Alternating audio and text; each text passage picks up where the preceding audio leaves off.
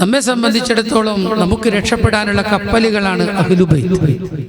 ഹബീബ് റസൂലുള്ളാഹി സ്വല്ലല്ലാഹു അലൈഹി വസല്ലമ തങ്ങളുടെ കുടുംബം, അഥവാ മുത്തുനബിയുടെ പുന്നാര മകളായ ഫാത്തിമത്തുൽ കുബ്ര റളിയല്ലാഹു അൻഹാ, മഹദിയുടെ മക്കളാകുന്ന ഹസൻ ഹുസൈൻ റളിയല്ലാഹു അൻഹുമ, ഈ രണ്ട് പേരമക്കളിൽ കൂടി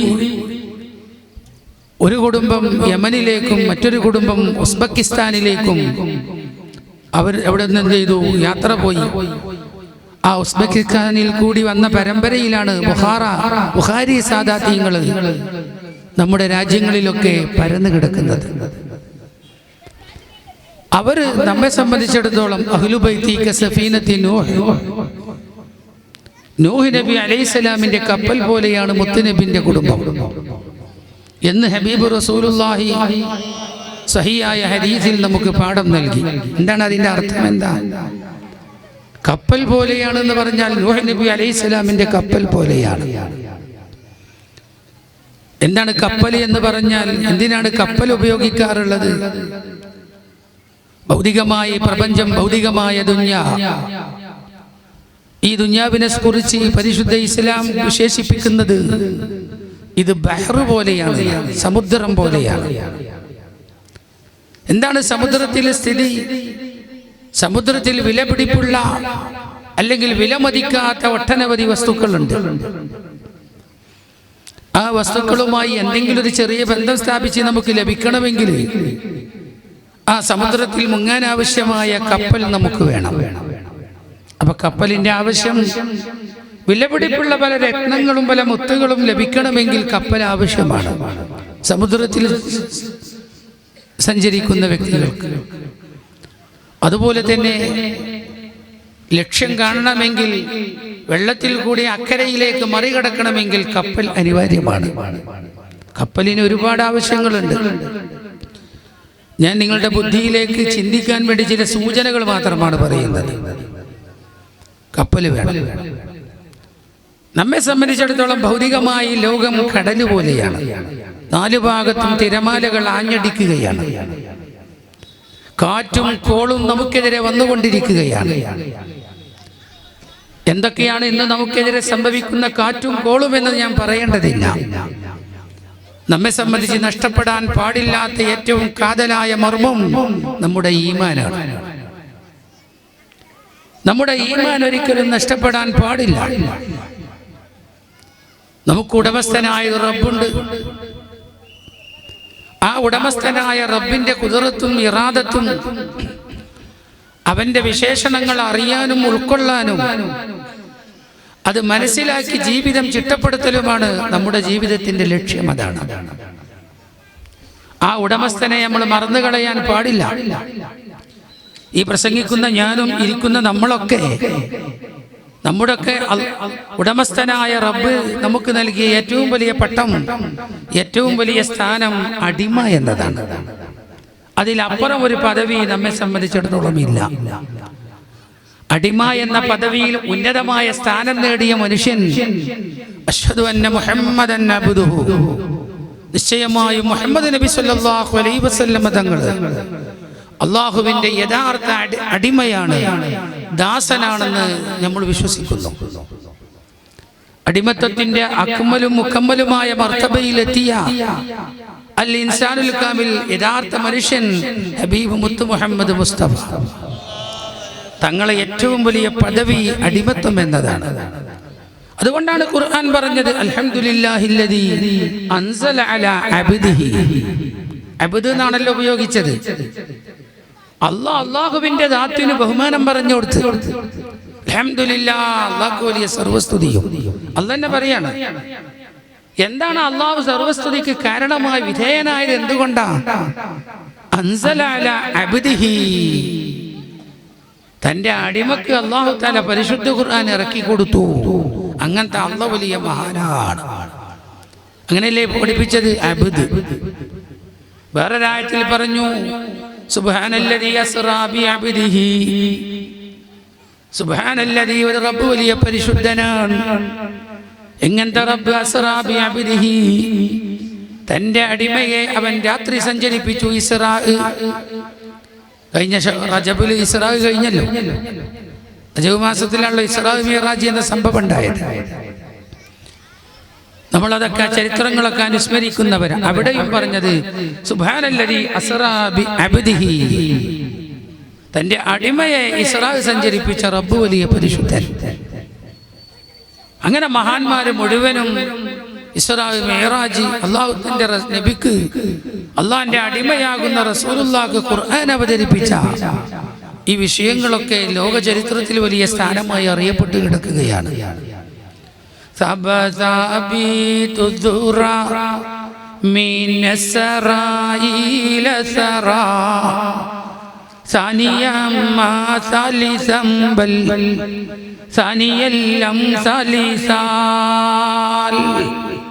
ഇസ്രാ മിഅ്റാജിനെ കുറിച്ച് മഹാനായ ശൈഖ് ഉമറുൽ ഖാഹിരി തങ്ങൾ ബഹുമാനപ്പെട്ടവർ വർണ്ണിച്ചതാ. ദുറയിൽ അങ്ങേയറ്റത്തെ ഉന്നതങ്ങളിൽ ഉയർന്ന സ്ഥിരപ്പെട്ട നേതാവ് മടങ്ങി വന്നു. അതല്ല എൻ്റെ അർത്ഥം. ഇസ്രാ എന്നതിൽ നിന്ന് മടങ്ങി വന്നു ഇലസ്സറാ, ഈ ഭൂമിയിലേക്ക് മടങ്ങി വന്നു, മണ്ണിലേക്ക് മടങ്ങി വന്നു. മഹാനവറുകളുടെ ഉപയോഗം ഞാൻ പറയുമ്പോൾ എനിക്കൊരു സന്തോഷം കൂടി ഉണ്ട്. ഞാൻ കഴിഞ്ഞ ആഴ്ച ബഹുമാനപ്പെട്ടവരെ ഈ ബെയ്ത്തുണ്ടാക്കിയ ഉമറുൽ ഖാഹിരി തങ്ങളെ കായൽ പട്ടണത്തിൽ സിയാറത്ത് ചെയ്തു. അല്ലാഹു അവിടുത്തെ ദറജ അല്ലാഹു ഏറ്റുകൊടുക്കുമാറാകട്ടെ. അങ്ങനെ ബഹുമാനപ്പെട്ട മഹാന്മാരൊക്കെ ഇസ്രാ മിഅ്റാജിനെ കുറിച്ച് വർണ്ണിച്ചു. ഇത് വർണ്ണിക്കാനും ഇത് വിശ്വസിക്കാനും ഇതൊക്കെ ഉൾക്കൊള്ളാനും വേണ്ടിയാണ് അല്ലാഹ് നമ്മളെ മനുഷ്യന്മാരാക്കി മാറ്റിയത്. അല്ലാതെ കുറെ തിന്നാൻ മനുഷ്യനാക്കണ്ടല്ലോ. കുറെ തിന്നാനാണ് പഠിച്ചതെങ്കിൽ പോത്താക്കിയ പോരെ. കാരണം പോത്ത് തിന്നുന്നത് പോലെ നമ്മൾ ആരെങ്കിലും തിന്നാറുണ്ടോ? അപ്പൊ തിന്നലല്ല നമ്മളെ ലക്ഷ്യം. കുറെ കുടിക്കാനല്ല, കുറെ ലൈംഗിക സുഖം എടുക്കാനല്ല. എന്തുകൊണ്ട്? അതിനാണ് ഈ കോഴിയാക്കിയാൽ മതി. കോഴി ലൈംഗിക സുഖം എടുക്കണ, ഇത് വേറെ ഏത് ജീവിയാ ലൈംഗിക സുഖം എടുക്കല്? നമ്മളൊക്കെ കാണുന്നതല്ലേ. അതിനു വേണ്ടിയല്ല നമ്മളെ ഇൻസാനാക്കിയത്. അല്ലെങ്കിൽ ആരെങ്കിലും ഇവിടെ കായികാഭ്യാസം പഠിച്ച് ഭീകരത സൃഷ്ടിച്ച് ആരെങ്കിലും ഉപദ്രവിക്കാനോ മർദ്ദിക്കാനോ അല്ല മനുഷ്യനാക്കിയത്.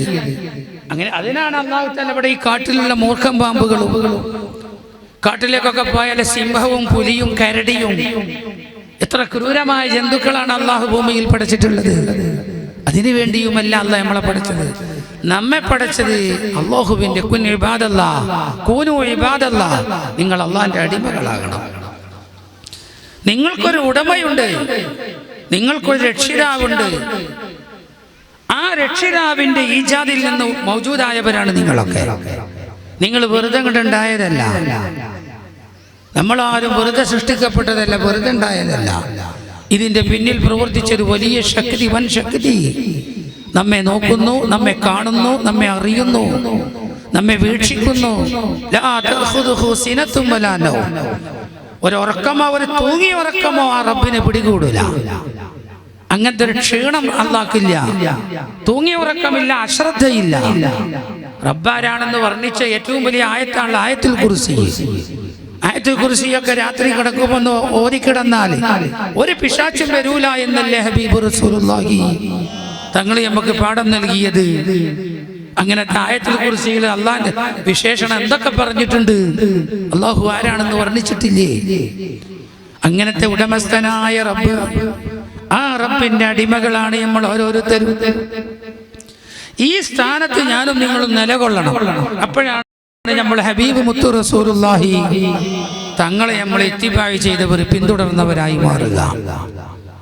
അങ്ങനെ ആ ഒരു മഹത്തായ ലക്ഷ്യത്തിന് വേണ്ടി ഞാനൊരു അടിമയാകണം. എനിക്കൊരു ഉടമയുണ്ട്. ആ ഉടമയെ ഞാൻ അറിഞ്ഞും ഉൾക്കൊണ്ടും വിശ്വസിക്കണം. ഞാൻ എൻ്റെ ഹൃദയത്തിൽ ദൃഢമായി ഞാൻ ഉറപ്പിക്കണം. അത് ഞാൻ അംഗീകരിക്കണം. അതനുസരിച്ച് ഞാൻ താഴ്മ ചെയ്യണം. വിനയത്തിൽ ഞാൻ ജീവിക്കണം.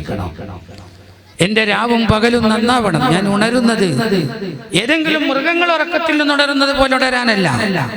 എനിക്ക് ഉണരുമ്പോൾ ചിട്ടയുണ്ട്, ഉണരുമ്പോൾ അതിൻ്റെ ശൈലിയുണ്ട്. ഞാൻ നാവ് കൊണ്ട് ഉച്ചരിക്കേണ്ട ദിക്റുകളുണ്ട്.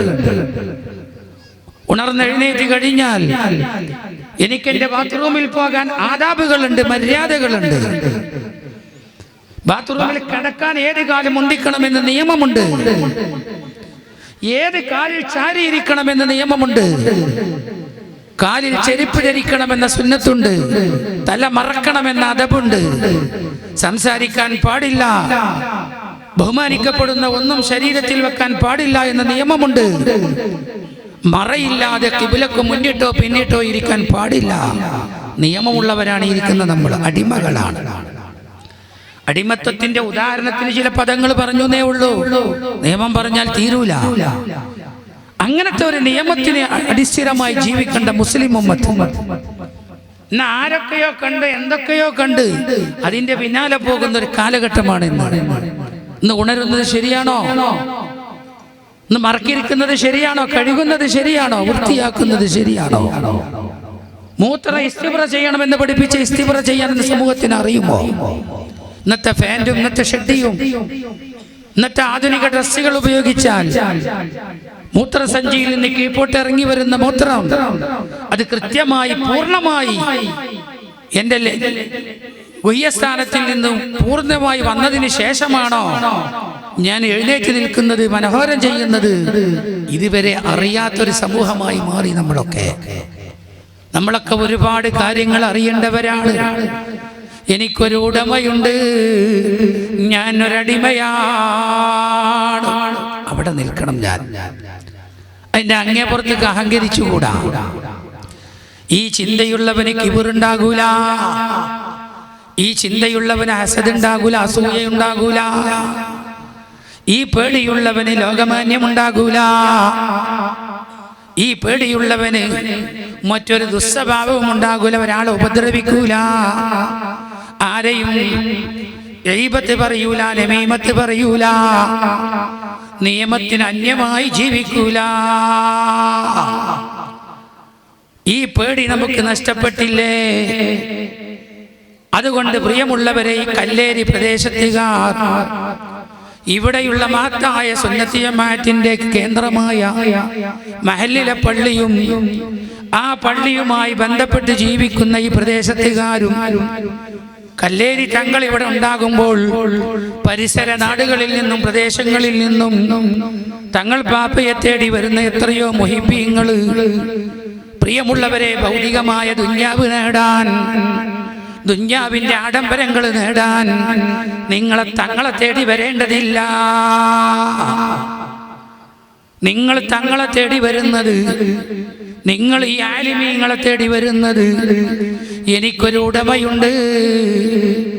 ആ ഉടമയുടെ അടുക്കൽ ഒന്നാം സ്ഥാനം നേടിയ നേതാവ് ഹബീബ് മുത്ത് മുഹമ്മദ് മുസ്തഫ ആദിയൗവൽ മൈദരായി പാടച്ച് വെച്ച മുഹമ്മദാ, ബദറിലും ബദൻ ലംഘിടുന്നവരെ കാണുവാൻ വിധി ഏകല്ലാ, ലാ ഇലാഹ ഇല്ലല്ലാഹു.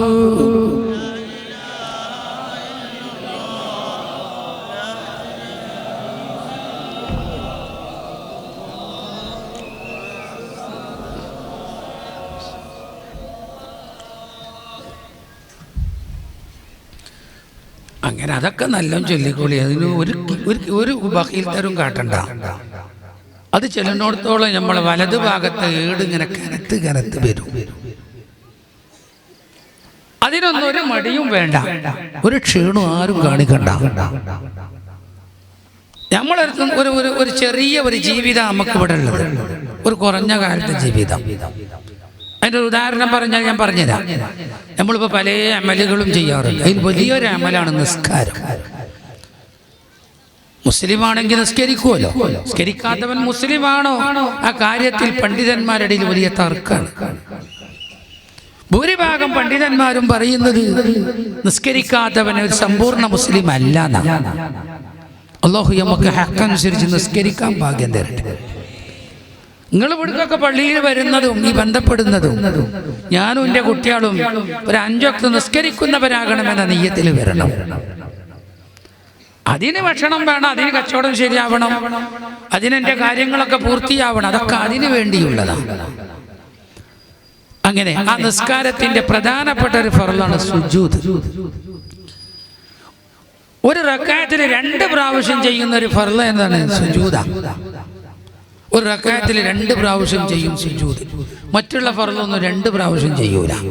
റുക്കൂ ഒരു നൃത്തം 1, ഫാത്തിഹ 1, റുക്കൂ 1, ഇഅ്തിദാൽ 1 ഒക്കെ ഓരോന്നാ. സുജൂദ് 2 ചെയ്യും. എന്റെ സുജൂദ് 2 സുജൂദിനെ കുറിച്ച് പറഞ്ഞു കൊടുത്തൊക്കെ 2 സുജൂദ് കാണാം. റസൂലുള്ളാഹി നാളെ മഹ്ശറിൽ സുജൂദ് ചെയ്യും. 2 സുജൂദാണ് അവിടെ ഉള്ളത്. ഈ ഇരിക്കണ നമ്മളൊക്കെ ഈ ലോകത്ത് വരുന്നതിന് മുമ്പ് വേറെ ചില ലോകങ്ങളിൽ ജീവിച്ചിട്ടുണ്ട്. ഇവിടെ നമ്മൾ വരുന്നതിൻ്റെ മുമ്പ് ഉമ്മാന്റെ പള്ളരുള്ളിൽ കുറച്ചു കാലം ജീവിച്ചിട്ടുണ്ട്. നമ്മൾ ഉമ്മാന്റെ വയറിൽ ജീവിക്കാത്ത 2 മനുഷ്യനെ ലോകത്ത് വന്നിട്ടുള്ളൂ. എല്ലാവർക്കും അറിയാം. അബൂന അബുൽ ബഷർ ആദം നബി, ഉമ്മയാകുന്ന ഹവ്വാ ബീവി. അവർ രണ്ടാളും ഒരു ഉമ്മാന്റെ ഗർഭത്തിൽ വന്നവരല്ല. ബാക്കിയുള്ള ലോകത്ത് ഈസാ നബി അടക്കം ഗർഭത്തിലാണ് വന്നത്. മറിയം ബീവി ഗർഭം ചുമന്നുണ്ടായ കുട്ടിയാണ് റൂഹുല്ലാഹി ഈസാ നബി അലൈഹിസ്സലാം. ചരിത്രപരമായി മുസ്ലിങ്ങൾ ഒരുപാട് വിഷയങ്ങൾ അറിയേണ്ടവരും പഠിക്കേണ്ടവരുമാണ്. നമ്മൾ ഉമ്മാന്റെ ഗർഭത്തിൽ വന്നു. നമ്മൾ വെറുതെ ഉണ്ടായതൊന്നുമല്ല. ഗർഭത്തിൽ നമ്മളിങ്ങനെ കുറഞ്ഞ കാലം നിര്യത്തുള്ളിയായി കിടന്നു. പിന്നെ അത് ചോരയായി രൂപാന്തരപ്പെട്ടു. അത് കഴിഞ്ഞത് മാംസമായി മാറി. പിന്നെ ഒരു കുട്ടിയുടെ രൂപം ഭാവമൊക്കെ വന്നപ്പോ ഒരു 3-4 മാസം പ്രായം പൂർത്തിയായപ്പോ മലക്ക് മുഖേന അല്ലാഹു തആല എന്ത് ചെയ്തു? എൻ്റെ ഉമ്മാന്റെ വയറിലേക്ക് എൻ്റെ റൂഹിനെ പറഞ്ഞയച്ചു, കൊടുത്തയച്ചു. എൻ്റെ ഉമ്മിപ്പിയൊക്കെ ഇന്ന് ഖബറിലാണ്. ഖബറുള്ള സ്വർഗമാക്കട്ടെ. അവരൊക്കെ വളരെ കഷ്ടപ്പെട്ട് 10 മാസം റെസ്റ്റ് ഇല്ലാത്തൊരു ഭാരമാണ് എൻ്റെ ഉമ്മനെ ചുമന്നത്. അങ്ങനത്തെ ഒരു ഭാരം ചുമക്കൽ വേറില്ലല്ലോ. റെസ്റ്റ് ഇല്ല. ചുമന്നത് മുതൽ പ്രസവിക്കുന്നത് വരെ റെസ്റ്റ് ഇല്ല. മാത്രമല്ല ക്ഷീണം കൂടി വരികയാണ്. ഗർഭം എന്ന് പറഞ്ഞാൽ അതാണ്. ഇതൊക്കെ ആലോചിച്ചാലും ഉമ്മാന്റെ കാല് നമ്മൾ കഴുകി കൊടുക്കും. ഉമ്മാന്റെ കാല് കഴുകിയ വെള്ളം നമ്മൾ കുടിക്കും. നമ്മളെ തങ്ങൾ പാപ്പാന്റെ ഉമ്മ ഹയാത്തുണ്ട്. അല്ലാഹു ആഫിയത്തും ദീർഘായുസ്സും കൊടുക്കട്ടെ. ഉപ്പ വഫാത്തായിട്ടുണ്ട്. അവരുടെ ദറജ അല്ലാഹു ഏറ്റി കൊടുക്കട്ടെ. വലിയ മഹാനായിരുന്നു അവിടുത്തെ ഉപ്പ. പ്രിയമുള്ളവരെ, അങ്ങനെ ഉമ്മാരുപ്പാര് വലിയ സമ്പത്താണ്. അങ്ങനെ ഉമ്മാന്റെ ഗർഭത്തിൽ വന്നു. അവിടെ വരുന്നതിന്റെ മുമ്പ് എൻ്റെ ആത്മാവ് മാത്രം, റൂഹ് മാത്രം ആലമുൽ ബർസഖിൽ അല്ലാഹു കൊണ്ടുവന്നിട്ടുണ്ട്. അന്ന് ആലമുൽ ബർസഖിൽ കൊണ്ടുവന്നപ്പോ അല്ലാഹു നമ്മളോട് സുജൂദ് ചെയ്യാൻ വേണ്ടി കൽപ്പിച്ചു. അന്ന് 2 സുജൂദ് ചെയ്യാൻ വേണ്ടി നമ്മളോട് കൽപ്പിച്ചു. അങ്ങനെ 2 സുജൂദ് ചെയ്തവരും ചെയ്യാത്തവരും ഒക്കെ നമ്മൾ ഈ ലോകത്തുണ്ടാവും. അവിടെ 2 സുജൂദ് ചെയ്യാൻ കൽപ്പിച്ചപ്പോൾ 4 വിഭാഗം ആളുകൾ ഉണ്ടായി. ഏതാ 4 വിഭാഗം? 2 സുജൂദും ചെയ്തവർ ഉണ്ട്, 2 സുജൂദും ചെയ്യാത്തവരുണ്ട്. അന്നെ 1-ാം സുജൂദ് മാത്രം ചെയ്തവരുണ്ട്, 2-ാം സുജൂദ് മാത്രം ചെയ്തവരുണ്ട്. ഇങ്ങനെ 4 പാർട്ടിയാണ്. അപ്പൊ ലോകത്ത് ആ 4 പാർട്ടിക്കാരുണ്ടാവും. ആരാ? 2 സുജൂദും ചെയ്തവർ മുസ്ലിമായി ജനിച്ച് മുസ്ലിമായി മരിക്കും. അല്ലാഹു ആ കൂട്ടത്തിൽ നമ്മൾ ആക്കട്ടെ. അപ്പൊ 5 വക്ത് കൃത്യമായി നിസ്കരിച്ച് ഓരോ റക്അത്തിലും ഈ 2 സുജൂദ് ചെയ്യാൻ ഭാഗ്യമുള്ള ആളുകൾ മുസ്ലിമായി ജനിച്ച് മുസ്ലിമായി മരിക്കണ കൂട്ടത്തില. 2 സുജൂദും ചെയ്യാത്തവരാരാ? അവർ കാഫിറായി ജനിച്ച് കാഫിറായി മരിക്കുന്നവരാ. നഊദു ബില്ലാഹ്, അല്ലാഹു കാക്കട്ടെ. അങ്ങനത്തെ ഒരു പാർട്ടിയും ഇവിടെ ഉണ്ടാവും. അങ്ങനെയാണ് ലോകത്തിന്റെ സ്ഥിതി. അങ്ങനെയാണ്. 1-ാം സുജൂദ് മാത്രം ചെയ്തവരാരാ? അവർ മുസ്ലിമായി ജനിച്ച് കാഫിറായി മരിക്കും. അല്ലാഹു കാത്ത് രക്ഷിക്കട്ടെ. കുറേ കാലം സുന്നിയായി ജീവിക്കും. പിന്നെ കാണാൻ ഒരു അസുന്നിയായി ഗൾഫിലോ അവിടെയും ഇവിടെയൊക്കെ പോയി, അല്ലെങ്കിൽ കുറച്ച് വിദ്യാഭ്യാസമൊക്കെ പഠിക്കാൻ പോയി, മതപരമായ അറിവൊന്നും പഠിക്കാതെ ഇവനെ ഉമ്മാരിയും ബാപ്പാരിയും ഒക്കെ കാഫിറും മുശ്രിക്കും ആക്കിയിട്ട് ഒരു പുതിയ വിദ്യാർത്ഥികാരനായിട്ട് പ്രത്യക്ഷപ്പെടും. അങ്ങനെ ഒരു വിഭാഗം ആളുകളെ കാണാം. അത് ലോകത്തുണ്ടാവും. വിദാറ്റ് മൂത്ത് പല വാദഗരികളും യുക്തിവാദങ്ങളും നിരീശ്വരവാദങ്ങളും ഒക്കെ ആയി മാറും. അങ്ങനെ മുസ്ലിമായി ജനിച്ച് മുസ്ലിം ആവാതെ മരിക്കണവര്, അങ്ങനെ ഒരു പാർട്ടി ഉണ്ടാവും. വേറൊരു പാർട്ടി മുസ്ലിം ആവാതെ ജനിച്ച് മുസ്ലിമായി മരിക്കും. അതുണ്ടാവും. അത് എന്നുണ്ടാവും. ഈ ലോകത്ത് എന്ത് കുലുങ്ങിയാലും അങ്ങനെ ഒരു വിഭാഗം ലോകത്തുണ്ടാവും. മുസ്ലിം ആവാതെ ജനിച്ചാലും അവസാനം മുസ്ലിമായി മരിക്കുവരും. അതിന് എത്രയോ ഉദാഹരണം പറയാൻ കഴിയും. അത് ആര് തടുത്തിട്ടും കാര്യമില്ല, ആര് പ്രസംഗിച്ചിട്ടും കാര്യമില്ല. അത് അള്ളാഹു അങ്ങനെ ആത്മീയ ലോകത്ത് നിന്ന് തീരുമാനം എടുത്തതാ. അപ്പൊ ഞാൻ പറഞ്ഞു വന്നത്, 2 സുജൂദും ചെയ്യൽ എന്തിന്റെ അടയാളാണ്? മുസ്ലിമായി ജനിച്ച് മുസ്ലിമായി മരിക്കും. അപ്പൊ 5 വഖത്തിൽ നിസ്കരിക്കുന്ന മനുഷ്യൻ 2 സുജൂദിന്റെ അർത്ഥം എന്താ? മുസ്ലിമായ ജനനവും മുസ്ലിമായ മരണവും. ഒരു ഉദാഹരണം പറഞ്ഞു, പല അർത്ഥത്തിനും ഈ സുജൂദ് വരും. ഒരർത്ഥമാണ് ഞാൻ പറയുന്നത്, ഒരർത്ഥമാണ് ഞാൻ പറയുന്നത്. ഈ 2 സുജൂദിന്റെ ഇടയിൽ ഒരു ഇരുത്തമുണ്ട്. അതിന് ഷാഫി മദ്ഹബിലെ ഖസീറായ ഫർളാണ്. തുമനീനത്ത് അവിടെയും നിർബന്ധമാണ്, ആവശ്യം. പക്ഷെ തൊവീലായ ഫർളല്ല. തൊവീൽ റുക്കു എത്രയും നീട്ടി ചെയ്യാം, സുജൂദ് എത്രയും നീട്ടി ചെയ്യാം. എന്നാൽ ഏറ്റിട്ടാലും 2 സുജൂദിന്റെ ഇടയിൽ ഇരുത്തം നീട്ടാൻ പാടില്ല. അതിൽ മത്ലൂബായ ദിക്ർ മാത്രം ചൊല്ലി വേഗം 2ാം സുജൂദിലേക്ക് പോയിക്കൊള്ളണം.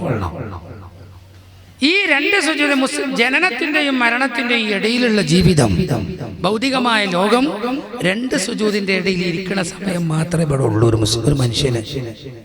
അത് മനസ്സിലാക്കാനാണ് ഞാനിത് പറഞ്ഞത്.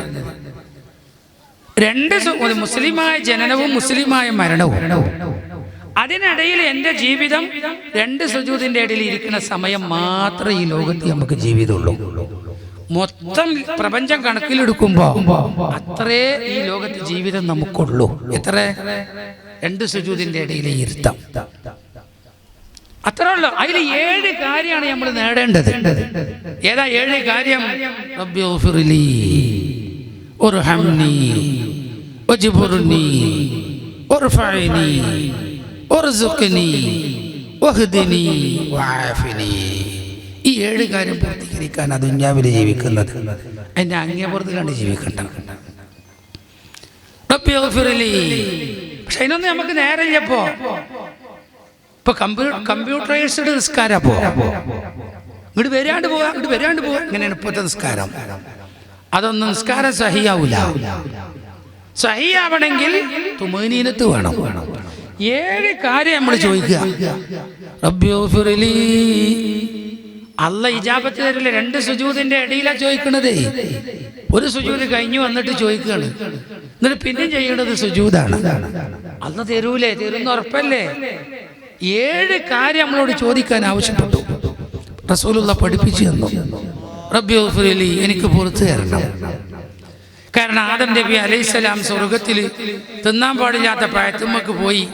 അത് കാരണത്താൽ ഭൂമിയിൽ വന്നോ, അത് കാരണത്താൽ ആദം നബിന്റെ മക്കളാകുന്ന നമ്മൾ ഭൂമി കുടുങ്ങിയപ്പോ ആ ബാപ്പക്ക് സംഭവിച്ച, ബാപ്പാനോട് അല്ലാഹു പഠിപ്പിച്ചു കൊടുത്തത് ഇസ്തിഗ്ഫാറാ, ദോഷം പൊറുക്കലിനെ തേടാനാ പഠിപ്പിച്ചു കൊടുത്തത്.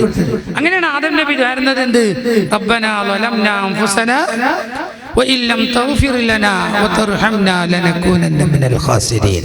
ആദം നബിന്റെ ഹവ്വാ ബീവിന്റെ ദുആയാണ്.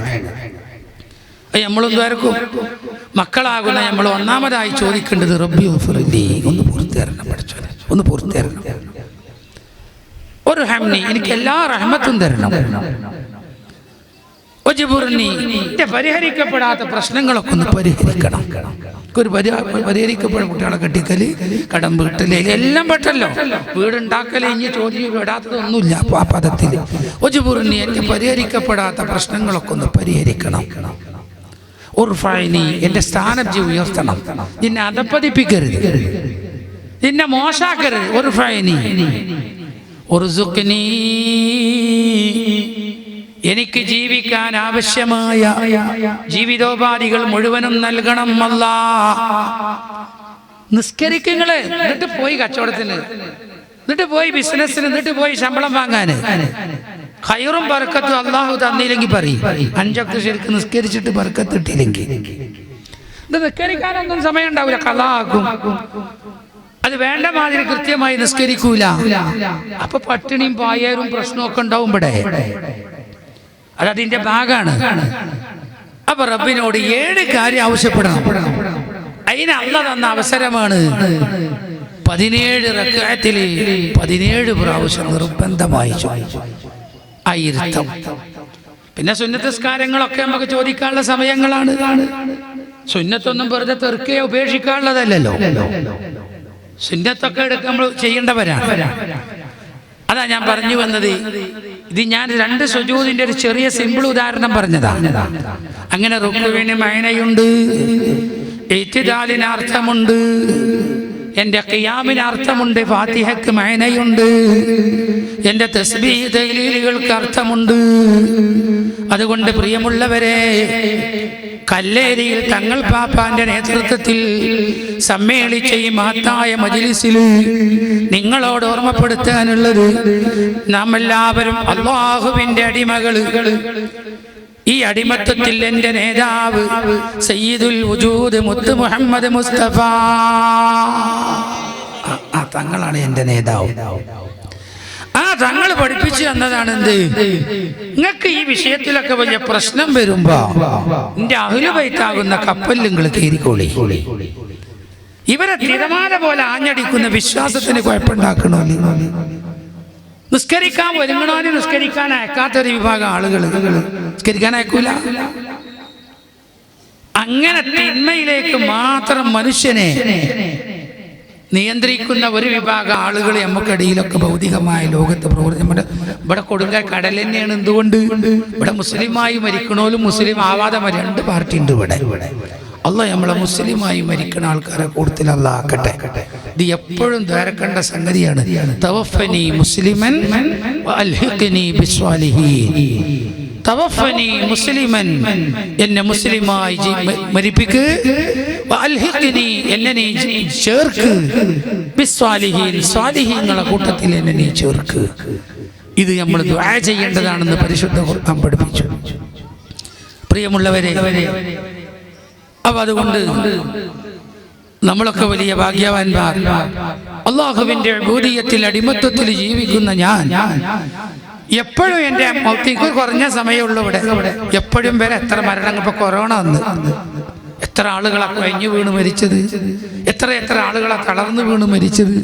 ഇന്നിപ്പോ പോലും പറഞ്ഞു ദർസിലെ കുട്ടി അബ്ദുൽ വാഹിദ് പറഞ്ഞ കുട്ടി മരിച്ചിട്ട് ദുആ ചെയ്യാൻ വേണ്ടിയിട്ട് ദർസിൽ പഠിക്കുന്ന കുഞ്ഞി പൈതൽ, ഒരു കൗമാരപ്രായമുള്ള കുട്ടി മരണപ്പെട്ടു. അങ്ങനെ എത്ര ചെറുപ്പക്കാരന്മാര് പെട്ടെന്ന് തളർന്നു വീണ് കഴിഞ്ഞു മരിച്ചുകൊണ്ടിരിക്കുന്നു. അതാണ് മരണം എന്ന് പറഞ്ഞാൽ. അങ്ങനെയാണ്. അതിന് മരുന്നൊന്നുമില്ല. നേരത്തെ ഇവിടെ തങ്ങൾ പാപ്പ ആകെ പറഞ്ഞ നസീഹത്ത് അതാണല്ലോ. മരണത്തിനെ കുറിച്ചാണല്ലോ പറഞ്ഞത്. ആ നസീഹത്ത് പോരെ നമ്മളൊക്കെ രക്ഷപ്പെടാൻ, നമ്മളൊക്കെ നന്നാകാൻ.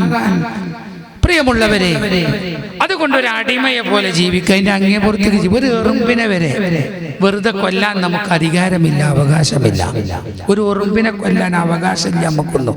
അള്ളാഹ് വിടൂല. അള്ളാഹ് പടക്കാത്തൊരു എറുമ്പ് വിടല്ലല്ലോ. അതിന് നമ്മളോട് കൊല്ലല. ഒരു എറുമ്പിനെ വരെ കൊല്ലാൻ നമുക്ക് കൊല്ലാൻ നിർദ്ദേശിക്കപ്പെട്ട ചില ജീവികളുണ്ട്. അത് നമ്മൾ കൊല്ലും.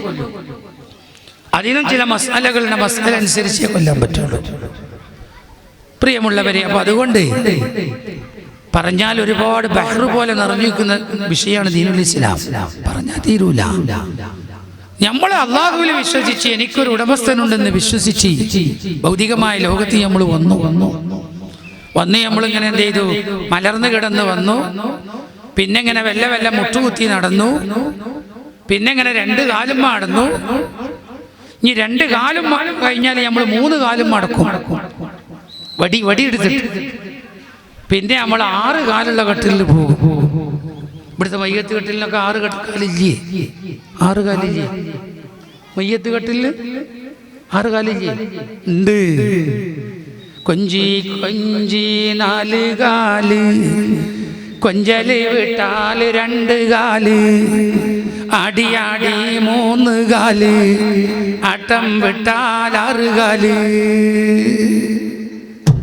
എത്ര വലിയ യുവാവായിട്ടും കാര്യമില്ല, എത്ര വലിയ കായികാഭ്യാസമായിട്ടും കാര്യമില്ല. ആട്ടം വിട്ടാൽ 6 കാല്. അവിടെയാണ് നമുക്ക് അവസാനമായി പോകാനുള്ളത്. എൻ്റെ മണ്ണറ എന്നെ കാത്തു നിൽക്കുന്നു. എനിക്ക് ഈ ഭൂമിയിലല്ല കണക്കാക്കി ഒരു ഖബറുണ്ടാവും. ആ ഖബറിനറിയാം എൻ്റെ അടുത്തേക്ക് വരാനുള്ളത് ആരാണ്. നമ്മക്കറിയില്ല എൻ്റെ ഖബർ എവിടെയാണെന്ന്. എന്നാ ഖബറിനറിയാം എന്റെ അടുത്തേക്ക് വരാനുള്ള ആൾ ആരാണെന്ന് മണ്ണിനറിയാം. അതല്ലേ മണ്ണ്. ഈ ചെടി നമ്മൾ പറഞ്ഞൊക്കെ കേൾക്കുന്നുണ്ടല്ലോ, ഈ മണ്ണ് കല്ല് പുഷ്പങ്ങളൊക്കെ കേൾക്കുന്നുണ്ടല്ലോ. ഈ കല്ലേരി നാടിന് തങ്ങൾ പാപ്പാന്റെ പ്രവർത്തന ഷാഹിദാണല്ലോ, സാക്ഷിയാണല്ലോ. ഞാൻ ഇന്നിവിടെ പറഞ്ഞ വയലിന് ഈ കല്ല് പുഷ്പ ചരാചരങ്ങൾ മുഴുവനും ഷാഹിദല്ലേ, സാക്ഷിയല്ലേ. എനിക്കുമുണ്ടൊരു ഖബർ, എൻ്റെ ഖബർ എന്നെ കാത്തു നിൽക്കുകയാണ്. ഞാൻ നല്ല സൽക്കർമ്മങ്ങൾ ഇങ്ങനെ ചെയ്യുമ്പോൾ എൻ്റെ ഖബർ ഇങ്ങനെ സന്തോഷിച്ച് കിടക്കുകയാണ്. എൻ്റെ അടുത്തേക്ക് വരാനുള്ള ആള് എത്ര ഉഷാറുള്ള ആള്, എന്തൊരു മട്ടുള്ള ആള്, എന്തൊരു റാഹത്തുള്ള ആള്. എൻ്റെ ഖബർ സന്തോഷിക്കുകയാണ്. ഞാനെങ്ങാനും വല്ല തെറ്റുകുറ്റം ചെയ്താൽ എൻ്റെ ഖബർ ഇങ്ങനെ അട്ടഹസിച്ച് കരയാണ്, എന്നെ വിളിച്ച് കരയാണ്. അല്ല മനുഷ്യ ചെയ്യല്ല, കള്ളു കുടിക്കല്ല, വ്യഭിചരിക്കല്ല, കാണാൻ പാടില്ലാത്തത് കാണല്ല, കേൾക്കാൻ പാടില്ലാത്തത് കേൾക്കല്ല. എന്റെ അടുത്ത് വരുമ്പോ എന്റെ ദേഹം തീയാൽ നിറക്കപ്പെടും, കത്തിയെരിയുന്ന തീ കുണ്ടാരത്താൽ നിറക്കപ്പെടുമെന്ന് എന്റെ ഖബർ വിളിച്ചു പറയല്ലേ. പക്ഷെ മനുഷ്യൻ കേൾക്കാൻ കാത് വേണ്ടേ? പ്രിയമുള്ളവരെ, ഹബീബ് റസൂലുള്ളാഹി കേൾവിയില്ലാത്ത നമുക്ക് മുൻകൂട്ടിയെ വിവരം തന്നു, മുൻകൂട്ടി കാര്യങ്ങൾ പഠിപ്പിച്ചു തന്നു. ഉൾക്കൊള്ളാൻ ആളുകൾക്ക് നേരമുണ്ടോ? ഉൾക്കൊള്ളാൻ ആളുകൾക്ക് സമയമുണ്ടോ? അതുകൊണ്ട് പ്രിയമുള്ളവരെ, നമ്മളെ യാത്ര എവിടേക്കാണെന്നറിയോ? ഈ രണ്ട് സുജൂദിന്റെ ഇടയിലുള്ള ഇരുത്തമാകുന്ന ജീവിതം ജീവിച്ച് ഞാനും നിങ്ങളും പോകാനിരിക്കുന്നത് എവിടേക്കാണെന്നറിയോ? എന്റെ ഉടമസ്ഥനായ റബ്ബിനെ കാണാനാണ് പോകുന്നത്. എന്റെ ഉടമസ്ഥനായ റബ്ബിനെ കാണാനാണ് പോകുന്നത്. എന്റെ റബ്ബിനെ ഒരു നോക്ക് കണ്ടുമുട്ടാനാണ് പോകുന്നത്. അതുകൊണ്ട് നമ്മളെല്ലാം നിയ്യത്ത് ചെയ്യാം. എന്റെ ഉടമസ്ഥനെ കണ്ടുമുട്ടുന്നൊരു ദിനം വരാനുണ്ട്. അന്ന് രണ്ടായിട്ട് ആൾക്കാർ അവിടെ ഉണ്ടാവും. രണ്ടായിട്ട് ആൾക്കാർ റബ്ബിനെ കണ്ടുമുട്ടുക എന്ന ലക്ഷ്യത്തിൽ ജീവിച്ച് മുസ്ലിമായി മരിച്ചവർ, അങ്ങനെ ജീവിക്കാതെ മുസ്ലിം ആവാതെ മരിച്ചവർ, രണ്ട് പാർട്ടി അവിടെ ഉണ്ടാവും. ഈ രണ്ട് പാർട്ടിയും അവിടെ മഹ്ശറിയിൽ വരുമ്പോ രണ്ട് പാർട്ടിക്കും രണ്ട് മുഖാണ്. എന്താ രണ്ട് മുഖം? അല്ലാഹുവിനെ സന്തോഷത്തോടു കൂടി കണ്ടുമുട്ടുന്ന ആളുകളെ കുറിച്ച് ഖുർആൻ പറഞ്ഞു, വുജൂഹുൻ യൗമൈദിൻ നാളിറാ ഇലാ റബ്ബിഹാ നാളിറാ. അന്ന് ആ മുഅ്മിനീങ്ങളുടെ പ്രകാശം ഇങ്ങനെ കത്തിജ്വലിച്ച് പ്രകാശിച്ചു കൊണ്ടിരിക്കും. മുഅ്മിനീങ്ങളെ മുഖം അല്ലെങ്കിലും കണ്ട ഒരു പ്രകാശമാണ്. ഖുർആൻ പറഞ്ഞില്ലേ, 5 വഖത്ത് ഒന്നുണ്ടാക്കി നിസ്കരിക്കണവന്റെ മുഖത്ത് നോക്കിയാലേ ഒരു പ്രത്യേക വെളിച്ചം ഇങ്ങനെ കാണും. അവന്റെ മുഖത്ത് നോക്കിയാൽ ഒരു പ്രത്യേക പ്രഭ അങ്ങനെ ചൊരി. നല്ല ആലിമീങ്ങൾ ഉസ്താദ്മാരെ മുഖത്തൊക്കെ നോക്കാം നിങ്ങള്, എന്തൊരു ആനന്ദം ഉണ്ടാവും ആ മുഖം കാണാൻ. അതാണ് മുഖം. സീമാകും ഫീ വുജൂഹിഹിം മിൻ അസരി സുജൂദ്. അവരെ മുഖത്ത് ഇങ്ങനെ കണ്ടുമുട്ടാൽ വലിയ നല്ലൊരു ഷിയാർ, നല്ലൊരു അടയാളം. അത് മുഅ്മിനീങ്ങളെ കുറിച്ച് പരിശുദ്ധ ഖുർആൻ പഠിപ്പിച്ചില്ലേ പ്രിയമുള്ളവരെ? അപ്പൊ അതുകൊണ്ട് നമ്മൾ നല്ലതുപോലെ ഉൾക്കൊള്ളണം. എന്നാ അതേ സ്ഥാനമോ വേറൊരു മുഖത്തിന്റെ ആളുകളുണ്ട് അവിടെ. അതേതാ മുഖം? സുമ്മ റദദ്നാഹു അസ്ഫല സാഫിലീൻ. ഒത്തിരി സൂറത്തിൽ അല്ലാഹു തആല പഠിപ്പിച്ചില്ലേ, സുമ്മ റദദ്നാഹു, പിന്നെ ആ മനുഷ്യനെ നമ്മൾ മടക്കി അയക്കും, അസ്ഫല സാഫിലീൻ, കണ്ടാൽ അറപ്പും വെറുപ്പും തോന്നുന്ന നീചനും നിന്യനുമായിട്ട്. മൂത്തക്ക് കാണലെന്നെ ഒരു വെറുപ്പ്, അവന്റെ മുഖം കാണലെന്നെ ഒരു വിഷമം. ആ കോലത്തിൽ വിരൂപനായിട്ട് മോശപ്പെട്ടവനായിട്ട് ആ പരലോകത്ത് അവനെ നമ്മൾ മടക്കി അയക്കുമെന്ന് ഒത്തിരി സൂറത്തിൽ കൂടി അല്ലാഹു പാഠം പഠിപ്പിച്ചില്ലേ? നമുക്കൊക്കെ സൂറത്ത് അറിയാലോ. സുമ്മ റദദ്നാഹു അസ്ഫല സാഫിലീൻ. തരം താഴ്ന്നവരിൽ ഏറ്റവും വലിയ തരം താഴ്ന്നവനായിട്ട് ആ മനുഷ്യനെ നമ്മൾ മടക്കി അയക്കും. പരിശുദ്ധ ഖുർആനിന്റെ പ്രഖ്യാപനമല്ലേ? അങ്ങനെ റബ്ബ് സുബ്ഹാനഹു വ തആല രണ്ടും പരിചയപ്പെടുത്തി.